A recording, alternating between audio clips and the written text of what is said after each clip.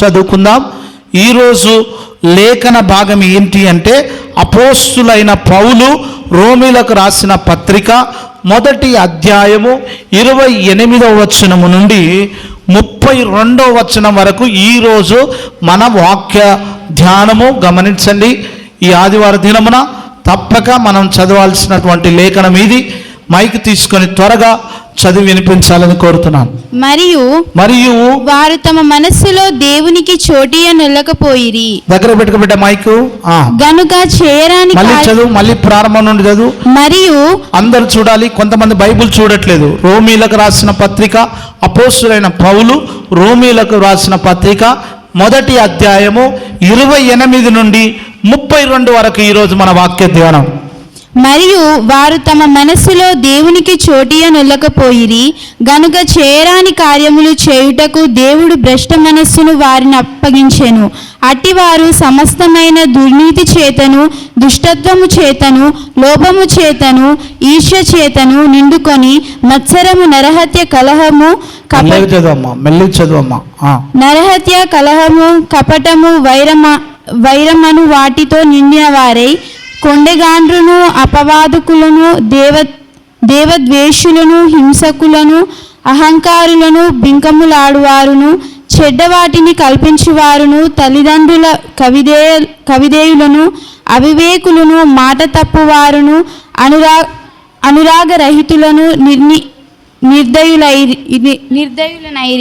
ఇట్టి కార్యములను అభ్యసించువారు మరణమునకు తగినవారు అను దేవుని న్యాయ విధిని వారు బాగుగా ఎరిగియుండి వాటిని చేయుచున్నారు. ఇది మాత్రమే గాక వాటిని అభ్యసించు వారితో సంతోషముగా సమ్మతించుచున్నారు. పరిశుద్ధుడా, ప్రేమగల తండ్రి, చదివిన ఈ లేఖనము మీరు మాతో, సంఘముతో, మా అందరితో ఏదైతే మాట్లాడినారో ఈ లేఖనములో ఉన్న సత్యాన్ని గ్రహించి మా ఆధ్యాత్మిక జీవితాల్లో సరిచేసుకోవడానికి మీరు మాతో మాట్లాడమని, సరిచేయమని యేసు నామమున ప్రార్థిస్తున్నాం తండ్రి, ఆమేన్. హల్లెలూయా.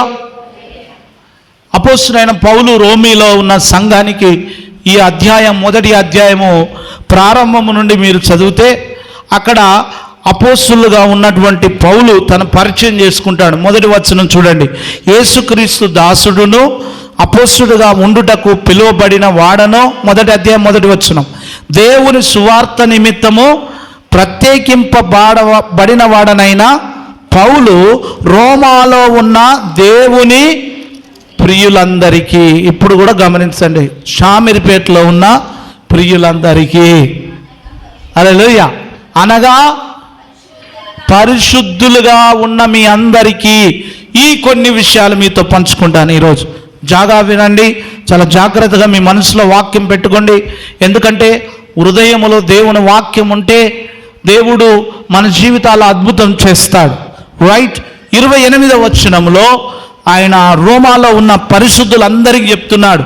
మరియు వారు, అందరు చదవాలి 28వ వచనం అందులో, మరియు వారు తమ మనస్సులో దేవునికి చోటియ్య నొల్లకపోయిరి గనుక చెయ్యరాని కార్యములు చేయుటకు దేవుడు భ్రష్ట మనస్సుకు వారిని అప్పగించను.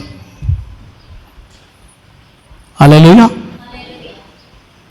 ఏ కార్యాలకు?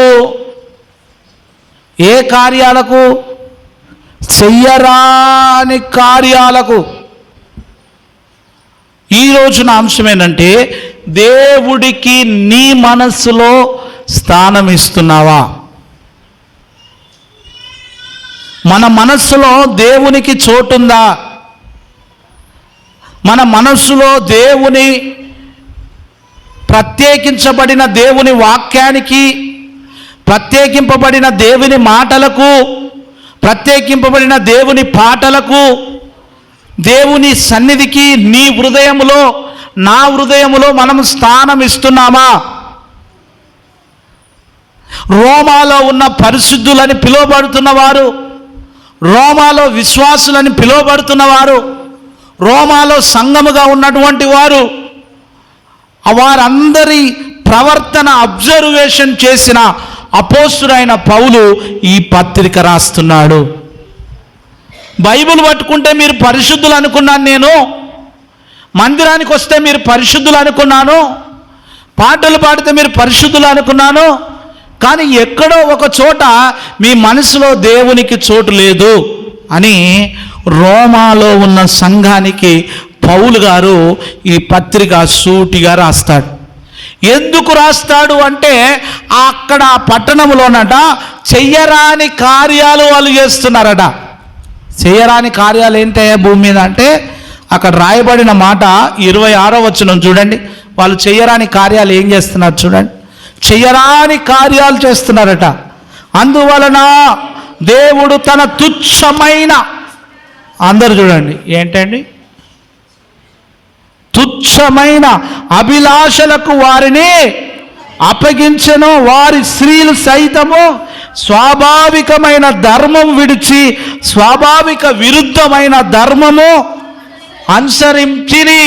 అటువలే పురుషులు కూడా స్త్రీ యొక్క స్వాభావికమైన ధర్మం విడిచి పురుషులతో పురుషులు అవాచ్యమైనది చేయుతూ తాము తప్పిదమునకు తగిన ప్రతిఫలము పొందుచు ఒకని ఎడల ఒకరు కామతప్తురైరి. అంటే ఎంత దౌర్భాగ్యులు కదా, రోమాలో ఉన్నవాళ్ళు ఎంత దౌర్భాగ్యులు. తుచ్చమైన, అక్కడ రాయబడిన మాట మీరు అండర్లైన్ చేసుకోండి, తుచ్చమైన అభిలాషలు మనిషిని పాపములో పడగొట్టేది, దేవునికి మన హృదయంలో స్థానం ఇవ్వకుండా చేసేది ఏంటయ్యా అంటే తుచ్చమైన అభిలాషలు. ఆ అభిలాష ఎట్లా అంటే తుచ్చమైనది, అవసరం లేనిది, తుచ్చమైనటువంటిది, దేవునికి అక్కరికి లేనటువంటిది. సొలొమోను రాజు దేవుని మందిరాన్ని కట్టించాడు, తండ్రి అయిన దావీదు పేరు నిలబెట్టాలనుకున్నాడు. కానీ సొలొమోను చేసినటువంటి క్రియలు భయంకరమైనవి. తన అంతం ఎట్లుంది, ఎట్లుంది, తను ఒక్కొక్క మందిరంలో ఒక్కొక్క పిల్లర్ కట్టిస్తే ఎట్లుండే తెలుసా?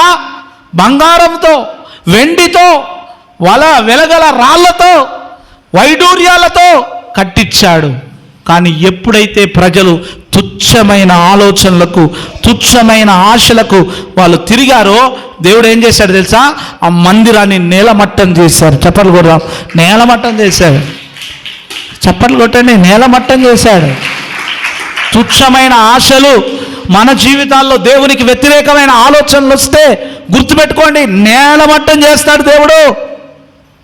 అదే రోమాలో ఉన్న సంఘానికి అపోస్తలుడైన పౌలు చెప్తున్నాడు, ఓ రోమాలో ఉన్నవారులారా చూడండి, తుచ్చమైన అభిలాషలకు వారిని అప్పగించరు.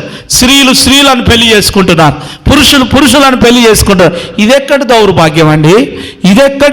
ఇదెక్కడి తుచ్చమైన ప్రపంచం అండి? ఇదెక్కడి కామతప్తమైన లోకం అండి? కేరళలోనట ఒక ఆయన ఒక అబ్బాయిని 10 సంవత్సరాలుగా ప్రేమిస్తున్నాడట. ఎవరు? అబ్బాయిని తుచ్చమైనవి పెళ్లి చేసుకున్నారు. లీగల్గా మ్యారేజ్ చేయాలట. అమెరికాలో నాకు ఒక స్నేహితుడు ఉంటాడు, పాస్టర్ గారు. ఆయన చెప్తున్నాడు, అబ్బాయికి పెళ్లి చేయకపోతానట, వాళ్ళ లైసెన్స్ రద్దు చేశారట. అమ్మాయికి పెళ్లి చేయకపోతానట, వారి యొక్క లైసెన్స్ రద్దు చేశారట. వాళ్ళని చాలా హింస పెడుతున్నారు. ఏమవుతుంది ఈ ప్రపంచం అంటే? తుచ్చమైన అభిలాషలకు, అడియాశలకు. ఈరోజు చూసాం, ఈరోజు వాట్సాప్లలో చూస్తున్నాం, ఈరోజు ఫేస్బుక్లలో చూస్తున్నాం, ఈరోజు అనేకమైన వార్తల ఛానల్లో చూస్తున్నాం. 120 అంతస్తుల బిల్డింగ్ సైతం పడిపోతుంది. ఆర్కిటెక్చర్ బిల్డింగ్ చేశాడు, బిల్డింగులు కట్టాడు, బంగారు గనులతో వేరట, అవి కూడా నీళ్ళల్లో కొట్టుకుపోతున్నాయి. తుచ్చమైనవి, నిరర్ధకమైనవి. మీరు ఒక్కసారి ఆలోచించండి ప్రియులారా.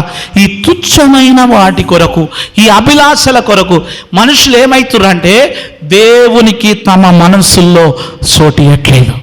అదే 28వ వచనం. ఈరోజు నా అంశం అదే.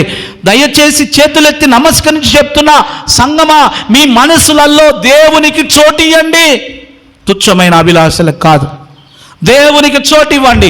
దేవునికి చోటు ఇయ్యని వారి లక్షణాలు ఎట్లుంటాయంటే, ఎవరైతే దేవునికి చోటు ఇయ్యరో వాళ్ళ లక్షణాలు కొన్ని ఉన్నాయి, చదువుదాం ఇప్పుడు. వాళ్ళ లక్షణాలు చూద్దాం.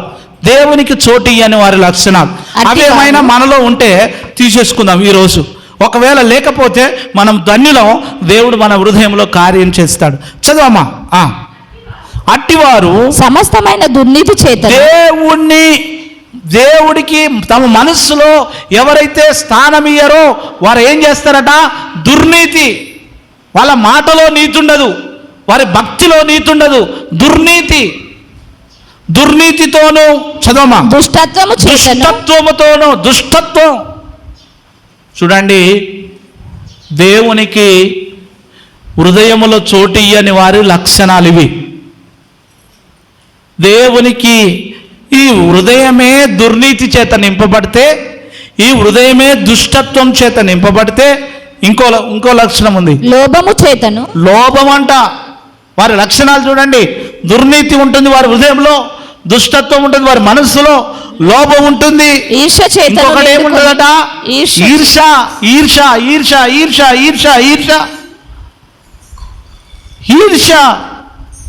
బల్ల తీసుకుంటాం, ఈర్ష. వాక్యం చదువుతాం, ఈర్ష. ఇంకా నీ మనసులో దేవునికి చోటు ఇవ్వట్లేదు నువ్వు. ఇంకా నీ మనసులో ఎక్కడో ఒక చోట ఈర్ష అనేది పెట్టుకున్నావే అనుకో, నువ్వు తీసుకున్న నీ బల్ల నీ క్షేమం కాదు. శిక్షా విధి తెచ్చుకొనుటకే అని రాయబడింది. ఈర్ష. ఇంకేముందంటే వారి లక్షణాలు చదువుదాం అందరం. ఈర్షతోని నిండుకొని మత్సరము, నరహత్య, కలహము, కపటము, వైరమను వాటితో నిండిపోయారు. దేవునికి మనసులో ఎందుకు చోటు లేదండి? నీ హృదయంలో దేవునికి చోటిస్తున్నావా? చోటిస్తే మత్సరం ఉండదు, చోటిస్తే దుర్నీతి ఉండదు, చోటిస్తే దుష్టత్వం ఉండదు, చోటిస్తే నీలో ఈర్ష్య స్వభావం అనేది ఉండదు.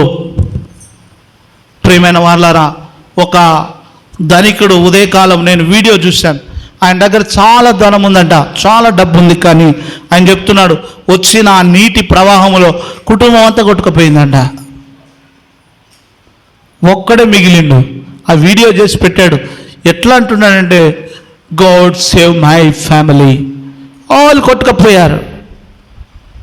ప్రవాహంలో కొట్టుకపోతే తప్ప దేవుడు గుర్తురాలే. పడక మీదకి, బెడ్ మీదకి వెళ్తే తప్ప దేవుడు గుర్తురాడు. ఇవన్నీ దేవునికి తమ మనస్సులో చోటు ఇయ్యని వారి లక్షణాలు. ఈ రోమాలో ఉన్నటువంటి పరిశుద్ధులని పిలువబడుతున్న వీళ్ళే వాళ్ళ మనసు దేవునికి చోటు ఇయ్యలేదు. వాళ్ళ మనస్సులో దేవునికి చోటు ఇయ్యనొల్లకపోయిరి. వారి లక్షణాలు ఎలా ఉన్నాయి? దుర్నీతి, భ్రష్టత్వం, లోపము, ఈర్ష, మత్సరము, నరహత్య, కలహము, కపటము. తర్వాత కింది వచనం చదవండి, 36వ వచనం చదవండి, 30వ వచనం, 30వ వచనం. తర్వాత ఏంతో నిలబడింది? దేవునికి స్థానం లేదంటే కొండాలు చెప్పడం, లేని పొంది కలిపేయడం. ఇది చాలా అత్యంత ప్రమాదకరమైంది. దేవుడికి మన మీద తన యొక్క దృష్టి మళ్లించడానికి చాలామంది దేవుడికి తమ మనస్సులో చోటు ఇవ్వట్లేదు. అంటే కారణం ఏంటి? కొండెములతో నిండిపోయారు. కొండెములు లేనిపోని వాటిని కల్పిస్తారు. జాగ్రత్త, దేవుడు నేను చూస్తున్నాడు. జాగ్రత్త, ఒక లేనిపోని సమస్తాన్ని నువ్వు సృష్టించి ఏదో దాన్ని మసిపూసి మారడికాయ చేసి ఏదో దాన్ని తయారు చేసి లేని దాన్ని ఉన్నట్లుగా మనం ఎప్పుడైనా చూపించామా? జాగ్రత్త, నువ్వు లేచుట, నువ్వు కూర్చుండుట, నువ్వు నడుచుట, ఆయన జాగ్రత్తగా నిన్ను చూస్తున్నాడని మర్చిపోకు. ఖచ్చితంగా ఆయన మనల్ని చూస్తున్నాడు అనేది మనం మర్చిపోవద్దు. అందుకని అంటాడు, కొండెగాండ్రును అపవాదకులు, అపవాదికులు, వారు ఒక టైం వస్తే దేవుణ్ణి కూడా ద్వేషించేవారట. దైవ ద్వేషకులు, హింసకులు, అహంకారులు. ఇంకేంటంట? అహంకారులు, బింకములాడువారు. పత్రిక రాసేటప్పుడు పౌలు గారు ఏమన్నాడు? రోమాలో ఉన్న ప్రియులందరికీ, పరిశుద్ధులకు అన్నారు. మరి ఇవన్నీ ఎక్కడికి వచ్చినాయి? వాళ్ళందరికీ పరిశుద్ధులే కదా. ఉన్నాయి, అట్లాంటివి ఉన్నాయి అందులో. పరిశుద్ధులే కదా, కలహం ఉంది, పరిశుద్ధులే కదా, ఈర్ష్య ఉంది, పరిశుద్ధులే కదా, కపటం ఉంది, పరిశుద్ధులే కదా, మత్సరం ఉంది, పరిశుద్ధులే కదా, అసూయత ఉంది. అంటే ఇంకా దేవునికి వారి మనస్సులో స్థానం లేదు. అందుకని అంటాడు, ఇదిగో హింసకులు, అహంకారులు, పింకమలారు వారు చెడ్డ వాటిని. మళ్ళీ చూడండి, ఇప్పుడు ఇది ఈ మాట అండర్లైన్ చేసుకోండి. చెడ్డ వాటిని కల్పించువారు సృష్టిస్తారు, లేని దాన్ని సృష్టిస్తారు, లేని దాన్ని సృష్టిస్తారు. దాన్ని ఒక కథ అల్లుతారు, ఒక స్టోరీ అల్లుతారు. అలాంటి వారు ఆ సంఘములో, ఆ ప్రాంతంలో ఉన్నప్పుడు అపోస్తలుడైన పౌలు నేరుగా చెప్తున్నాడు, చెడ్డ వాటిని కల్పించువారు. తర్వాత అంటాడు, తల్లిదండ్రులకు ఏమాత్రమో విధేయత చూపించు. నీ అవిధేయత వల్ల నీకు కలిగే నష్టం ఏంటో తెలుసా? దాని తర్వాత వచనం చదవండి. అవివేకులను, మాట తప్పుతారు, మాట తప్పువారు, అనురాగ రహితులు, నిర్ణయులు, దయలేనటువంటి వారు, నిర్దయులు, ఇట్టి కార్యములను అభ్యసించువారు, మరణమునకు తగినవారు. End of the moment. What is the end of the moment? Death. ఒక యవనస్తుడు ఈరోజు వాళ్ళ తల్లి ఏడుస్తుంది. నేను ఆ తల్లి దగ్గరికి వెళ్ళినప్పుడు ఆ తల్లి కాళ్ళ మీద పడి ఏడుస్తుంది, నేను నా కొడుకును కోల్పోయాను. ఒక భాగం అంతా కూడా బస్సు కింద నుజ్జు అయిపోయాడు, చనిపోయాడు. ఎన్నో మార్లు వాళ్ళ తల్లి చెప్పింది, రారా మందిరానికి, రారా దేవుని నమ్ముకో, రారా నీ బ్రతుకును మార్చుకో, నీ త్రాగుబోత్తనాన్ని మార్చుకో, నీ మద్యమును మానుకో, నీకున్నటువంటి సమస్తమైన చెడు అలవాట్ని మానుకో అని ఎన్నిసార్లు గద్దించినా తన మనసులో దేవునికి చోటు ఇయ్యలేదు, మరణానికి చోటిచ్చాడు. నా ఒక్కగానున్న ఒక కొడుకు చనిపోయాడయ్యా అని ఏడుస్తుంది. నా బలం ఆయనే ఉండే, నా శక్తి నాకు సపోర్ట్గా ఆయనే ఉండే, అయ్యా చచ్చిపోయాడు. 26 సంవత్సరాల యవనస్తుడు చేతులెత్తి దండం పెట్టి చెప్తున్నా, ప్రియులారా, మీ మనసులో దేవునికి చోటు ఇవ్వండి. ఒకవేళ నువ్వు దేవునికి చోటు ఇవ్వకపోతే, దేవునికి స్థానం ఇవ్వకపోతే, దేవునికి మన మనస్సుని ఇవ్వకపోతే, ఇంకా నువ్వు ఏదో నీ మనసులో దుర్నీతి ఉండొచ్చు, దుష్టత్వం ఉండొచ్చు, లోభం ఉండొచ్చు, ఈర్ష్య ఉండొచ్చు, మత్సరం ఉండొచ్చు, నరహత్య ఉండొచ్చు, కలహం ఉండొచ్చు, కపటం ఉండొచ్చు, వైరం పెట్టుకోవచ్చు, కొండెగాండ్రుగా బ్రతుకుతుండొచ్చు, అపవాదకులుగా జీవిస్తవచ్చు, దేవద్వేషకులుగా బ్రతుకుతుండొచ్చు, హింసకులుగా ముందుకెళ్తుండొచ్చు, అహంకారమైనది మనలో ఉండొచ్చు, బింకములాడేటువంటి తత్వం ఉండొచ్చు, చెడ్డవాటిని కల్పించే ఆ గుంపులో ఉండొచ్చు, చివరికి తల్లిదండ్రులకు అవిధేయులు కూడా మారొచ్చు.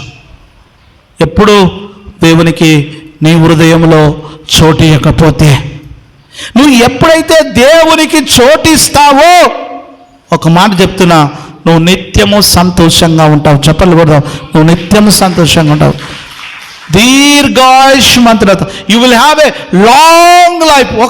ఒక ఆయుష్ను పొందుకుంటావు దీర్ఘాయుష్మంతుడుగా. ఈ పరిశుద్ధ ఆలయంలో మారకపోతే ప్రపంచంలో నువ్వు ఎక్కడికి వెళ్ళినా మారవు. అర్థమైందా నీకు? ఈ పరిశుద్ధ దేవుని ఆలయంలోనే మన హృదయం మార్చబడకపోతే ప్రపంచంలో నేను ఎక్కడికి వెళ్ళినా మారలేవు అని చెప్పి అపోస్తలుడైన పౌలు నొక్కి ఒక్కానించి రోమాలో ఉన్న ప్రియులందరికీ చెప్తున్నాడు. గమనించండి, ఇప్పుడు 32వ వచనం. అట్టి కార్యములు, అందరు చూద్దాం. అట్టి కార్యములను అభ్యసించువారు మరణమునకు తగిన వారు అని దేవుని న్యాయ విధిని వారు బహుగా ఎరిగియుండి వాటిని చేయుచున్నారు. తెలిసి కూడా ఎరిగియుండి, ఇది మాత్రమే గాక వాటిని అభ్యసించు వారితో కూడా వాళ్ళు కూడా ఏం చేస్తున్నారట? ఎంజాయ్ చేస్తున్నారట. అబద్ధం ఆడటానికి ఎంజాయ్ చేసుడే, దొంగతనం చేసడంతో ఎంజాయ్ చేసుడే, మద్యం తాగటంతో ఎంజాయ్ చేసుడే. ఇలా చేస్తున్నావా బిడ్డ? నువ్వు దేవునికి నీ మనస్సులో చోటు ఇవ్వట్లేదు. ఈ రోజులలో ఎలా అయిపోయిందంటే దేవునికి చోటు ఇవ్వట్లేదు, కానీ కొన్నిటికి చోటు ఇస్తున్నారు. లూకాసు వార్త 17వ అధ్యాయము 28వ వచనం చూడండి. ఈ రోజులలో వేటికి ఎక్కువగా సమయాన్ని కేటాయిస్తున్నారో ఒకసారి చూద్దాం. లోతు దినములలో 17వ అధ్యాయము 28వ వచనం నుండి అందరూ చూద్దాం. లోతు దినములలో జరిగినట్టును జరుగుతున్నాయి. జనులు తినుచు ఏం చేస్తున్నారు ఇప్పుడు? అందరు చూస్తున్నారా వాక్యం? లూకాసు వార్త 17వ అధ్యాయం 28వ వచనం నుండి చూడండి. జనులు తినుచు త్రాగుచు ఏం చేస్తున్నారు ఇప్పుడు? ఇంట్లో వండుతనే లేరు. ఇప్పుడు తినుచు బకెట్ బిర్యానీ అని, జగ్గు బిర్యానీ అని, గ్లాస్ బిర్యానీ అని ఇంట్లో వండుతున్నారా అందరూ? అయ్యా వండుతున్నారా? తినుచు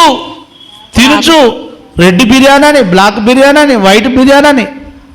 ఎవడన్నా నీళ్లు పట్టుకునే బకెట్లా బిర్యానీ తెస్తే ఎట్లా తినబుద్ధి అవుతుందండి? నాకు అర్థం కాదు. నీళ్లు పట్టుకున్న బకెట్లా బిర్యానీ వండితే తెచ్చుకొని ఏమన్నా తింటారు. గా బిర్యానీ ఎందుకండి? నాకైతే ఆశ్చర్యం వేస్తుంది. ఆ బకెట్ ఎందుకండి? స్నానం చేయడానికి వాడుకుంటాం. బకెట్ ఎందుకు వాడుకుంటాం? బట్టలు వినడానికి వాడుకుంటాం. బకెట్ ఎందుకు వాడతాం? బాత్రూమ్కి వాడుతాం. అన్నం వండుకొని తింటాం. ఎక్కడిదండి? జనులు తినుచు త్రాగుచు. నెక్స్ట్ డిపార్ట్మెంట్ ఏం చేస్తున్నారు ఇప్పుడు? త్రాగుచు. బ్రదర్ వాళ్ళు మందు తాగుతారు, కానీ నేను మాత్రం థమ్సపే తాగుతున్నా బ్రదర్. పక్క కూర్చొని అదే వాళ్ళతో కూర్చోవడమే పాపం. వారితో నువ్వు సావాసం చేయడమే పాపం. తినుచు త్రాగుచు ఇంకా కొనుచు. అందరు అండర్లైన్ చేసుకోండి ఆ వాక్యము. కొనుచు అమ్ముచు. రియల్ ఎస్టేట్ వ్యవస్థ. కొనుచు కొనుచు అని మొన్నటిదాకా గాయిలు ఉండే కదా, మరి ఈ ఇల్లు ఎప్పుడు కొన్నావు? అమ్మినా. కొనుచు అమ్ముచు తినుచు త్రాగుచు. ఇది జరుగుతుంది ఇప్పుడు. నారు నాటుచు. ఇప్పుడు పొలం కాడిపోతాం. నారు నాటుచు వరి కోస్తూ నారు నాటుతూ అంతే కదా. ఏడిపోయినా అమ్మ నాటైపోయినా నాటుచు ఇండ్లు కట్టుచు. ఈ సంవత్సరం అంతా 2-3 కార్ల పొలం వస్తే నాటేయనికి పోయినా, కొరిగోయనికి పోయినా, నాటేయనికి పోయినా, కొరి. ఇదే మరి నాటుచు తినుచు త్రాగుచు. చదవండి. నారు నాటుచు ఇండ్లు కట్టుచు నుండి. మరి కట్టుకోవద్దా అన్న? మేము ఇంట్లో గుడిసెల్లో ఉండాలా? ఏందన్నా నువ్వు గిట్ల చేస్తావు అనంటే కాదు. వాక్యం చెప్తుంది ఇల్లు కట్టుచుంది. నేను పుట్టక ముందు రాయించాడు ఈ వాక్యం. నేను పుట్టక ముందు ఆయన పరిశుద్ధుల ద్వారా రాయించిన లేఖనం. ఇల్లు కట్టుచు నుండిరి. అయితే లోతు సొదొమ విడిచిపోయిన దినమున ఆకాశము నుండి అగ్ని గంధకములు ఏమొచ్చినాయట? ఇప్పుడు ఇజ్రాయేల్ ఇరాన్ మీద ఏం ప్రకటించింది? ఇజ్రాయేల్ ఇరాన్ మీద ఏం ప్రకటించింది? యుద్ధం. ఏమొస్తున్నాయి పైనుండి? అగ్ని గంధకాలు, బాంబులు, అగ్ని గంధకములు కురిసి వారిని అందరినీ నాశనము చేసెను. దయచేసి దేవునికి మన మనస్సులో చోటు ఇవ్వకపోతే, నేను చాలా బిజీగా ఉన్నా బ్రదర్, నేను వద్దనట్లేదు. ఏ పనిలో? తినుచు త్రాగుచు పెళ్లికిస్తూ అమ్ముచు కొనుచు, వీటన్నిటిలో దేవుణ్ణి పక్కకు పెట్టేంతగా నువ్వు దేవునికి నీ హృదయంలో చోటు ఇయ్యనంతగా నువ్వు ఉన్నట్లయితే వాక్యం సెలవిస్తుంది అగ్ని గంధకముల చేత కాల్చివేయబడతాయి. కాబట్టి సంగమా, దేవుని బిడ్డలారా, దేవుడు అపోస్తలుడైన పౌలు ద్వారా ఆ రోజు రోమాలో ఉన్న సంఘంతో మాట్లాడాడు. అదేవిధంగా యేసుక్రీస్తు ద్వారా అనేకులతో ఆయన రాబో సంగతులను గురించి మాట్లాడాడు. మరి మనం ఎలా ఉండాలి అంటే ఎఫెసీయులకు రాసిన పత్రిక కొద్దాం. మనం ఎలా ఉండాలో కొన్ని విషయాలు చెప్పి మనం ముగించుకుందాం. మనం ఏం చేయాలి అంటే మన హృదయములో దేవునికి చోటు ఇయ్యని వారి లక్షణాలు మనం చూసాం. ఎన్ని లక్షణాలు ఉన్నాయో దాదాపుగా 20 నుండి 22 లక్షణాలు మనకు అందులో కనబడ్డాయి. అపవాదకులు, నరహంతకులు చాలా చూసాం కదా. మనం ఇప్పుడు ఏం చేయాలి అంటే, ఏం చేయాలి అయ్య గారు? మరి మేము అంటే మీ మనస్సులో దేవునికి చోటియ్యాలి.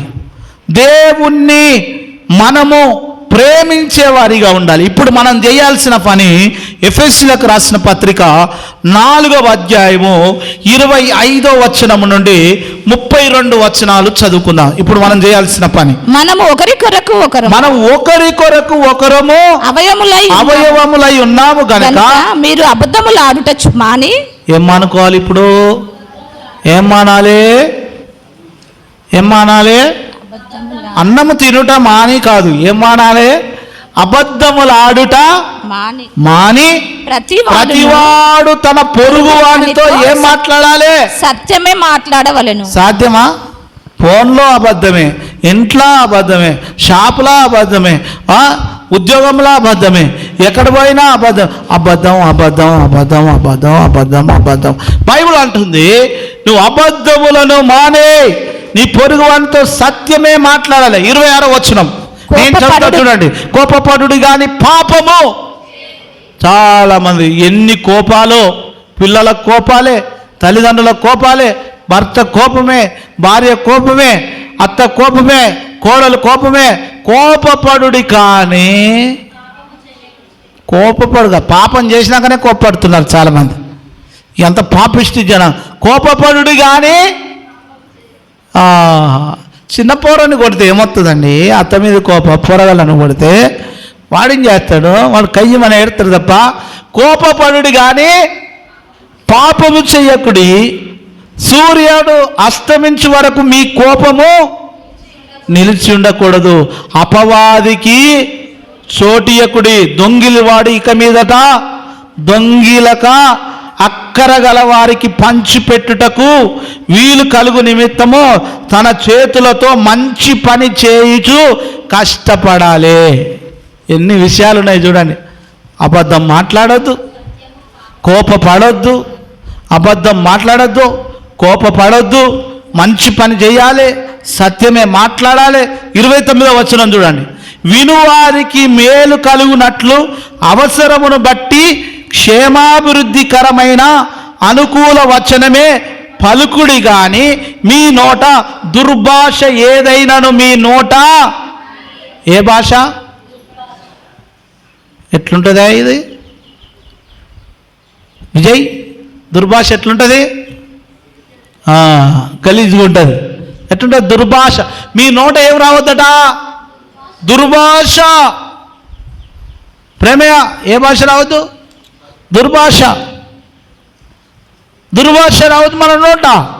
ఈ దుర్భాష రావడం వల్ల నువ్వు పరిశుద్ధాత్మను దుఃఖపరుస్తున్నావు. 30వ వచనం చూడండి. పరిశుద్ధాత్మను దుఃఖపరచకుడి, విమోచన దిన వరకు ఆయన యందు మీరు ముద్రింపబడి ఉంటాడు. సీలేసి పెడతాడు ఒకవేళ దేవుణ్ణి నువ్వు దుఃఖ పెడితే. ఇక రాశాడు 31వ వచనం చూద్దాం. సమస్తమైన ద్వేషము, కోపము, క్రోధము, అల్లరి, దూషణ, సకల విధమైన దుష్టత్వం మీరేం చేయాలి? ఇప్పుడు రైట్, లివ్ ఇట్, విసర్జించాలి. ఆ చెంపగిలి చదువుతలు వేసి రావాలి. ఎలా? విసర్జించాలి. విసర్జించుడి.